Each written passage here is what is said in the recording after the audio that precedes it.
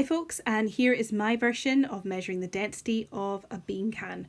What you're going to see here to begin with is a double speed version of me actually doing the experiment, so you'll see me making my measurements and filling in my data table.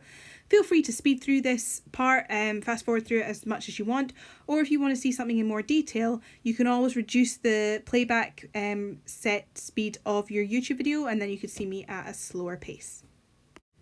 This playback will then go back to normal speed just as I'm finishing my height table, and I will start then narrating the calculations I'm making and the decisions I'm making.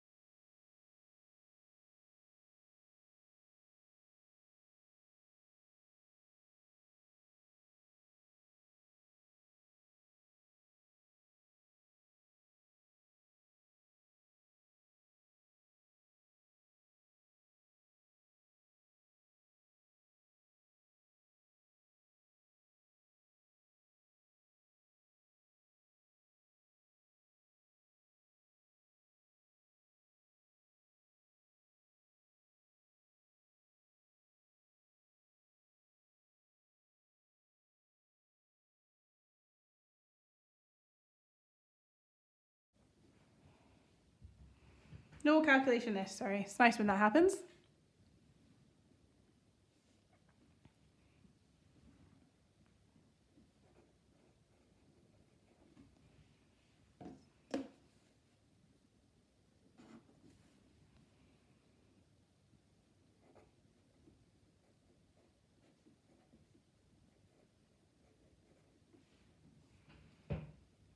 So the things with uncertainty is this and this. So let's just calculate it.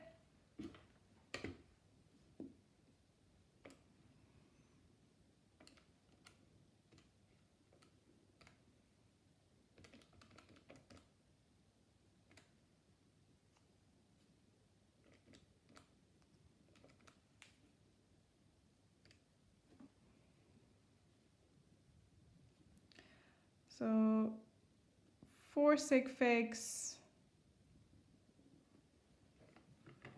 for that one, but 3 sig figs for my my diameter. So I'm going to pop this down as 4.31 times 10 to the minus 4 meters cubed.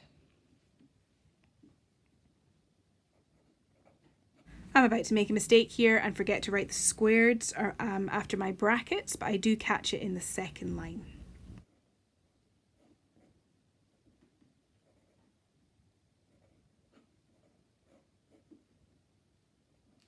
So I've already taken care of the fact that my d squared uncertainty is double my d uncertainty and all these kind of things. So it's always good to take care of all of that before you ever get down to one of these.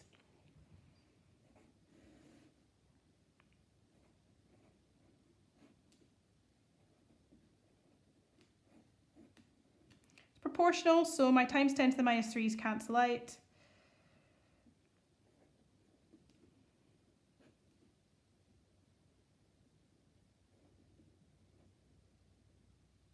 Whoa, what am I doing? 103.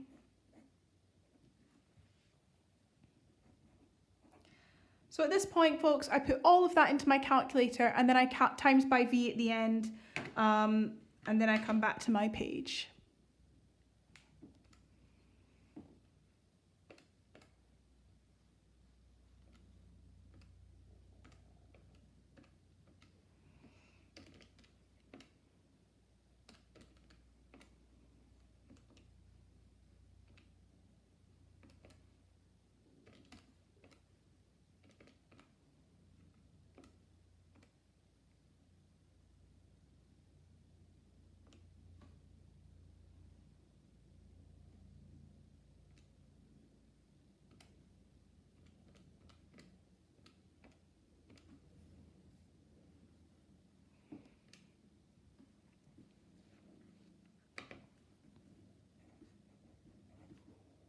So to a single significant figure, it is that. But what I do now is I make my uncertainty power match my measurement power so that they can work together. So I bring this down by 2 decimal places, 0.0612 times 10 to the minus 4 meters cubed. Too smaller, no, too bigger, too small. So then I can say that my volume is 4.31 plus or minus 0.06 times 10 to the minus 4 meters cubed. I hope this is correct. If I've made any glaring errors while going through this, which is more than possible, please, I hope you'll point them out to me in the comments so that I can fix it. Let's do our quick checks. So my significant figures of my final answer does not exceed the significant figures of my raw data, which was 3 sig figs for my diameter. The decimal places of my uncertainty match the decimal places of my number. Remember, if they do not, I need to make the number match the uncertainty. Okay, cool. There's volume. I'm going to go measure the mass of my can.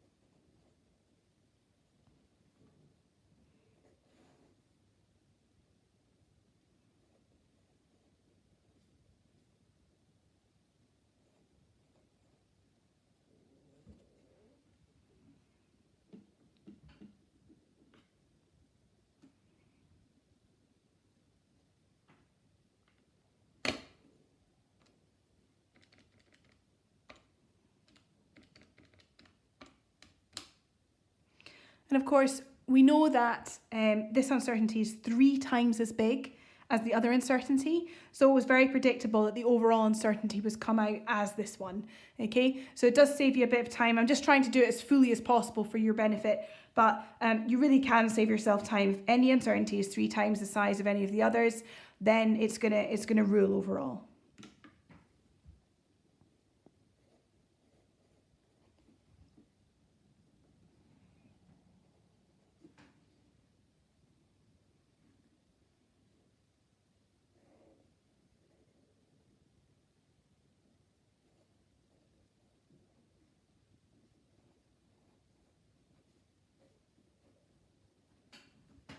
One, two, three. 1, 2, 3.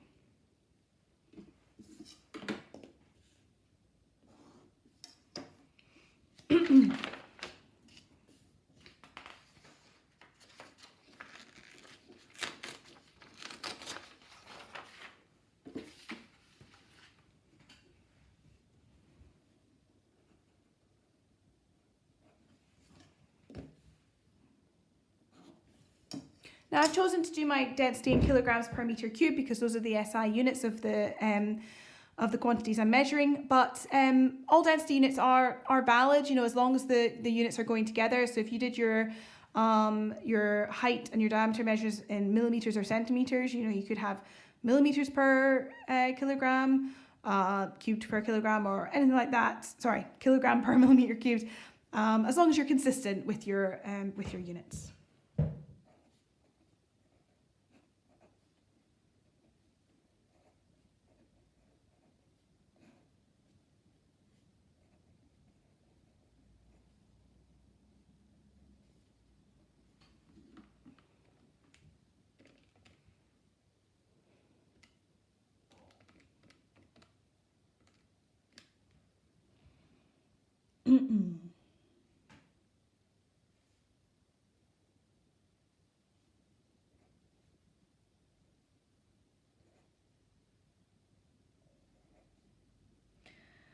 Three sig figs, 3 sig figs.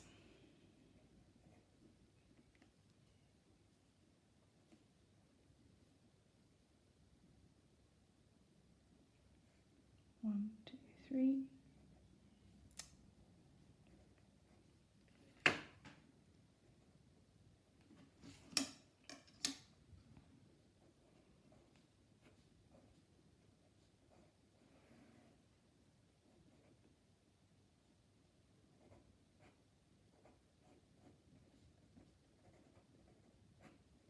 Not sure I did it by that way around, but it really doesn't matter.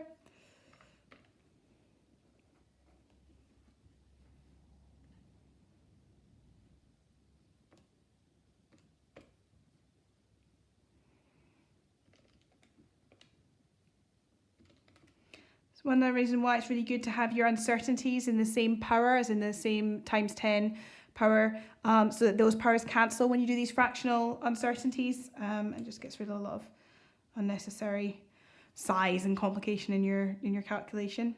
Where's my masses? So that's 0.003. Just reminding you where I'm getting this number from.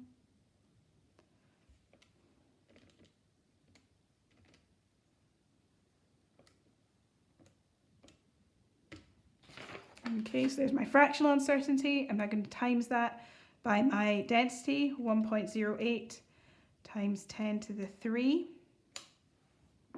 Okay, and I get 17. First sig fig is a 1, so I'm going to include the second one.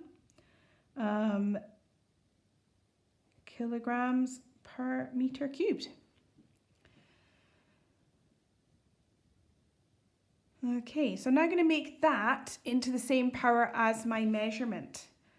So that is 0.017.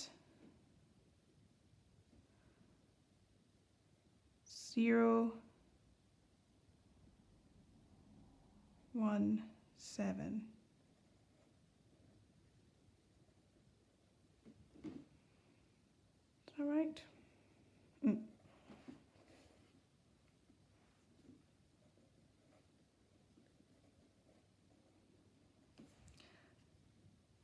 So 1, 2, 3. Yeah, that's right.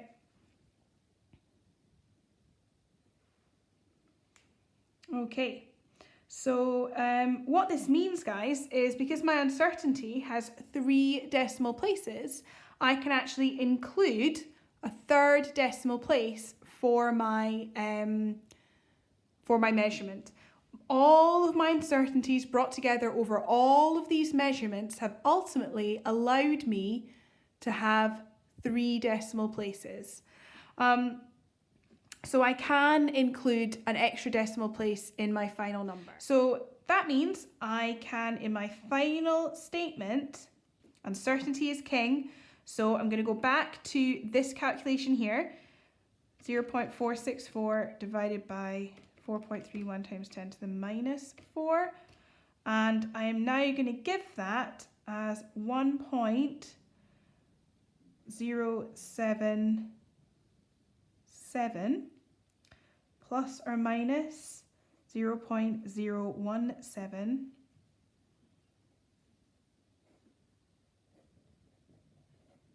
times 10 to the 3 kilograms per meter cubed.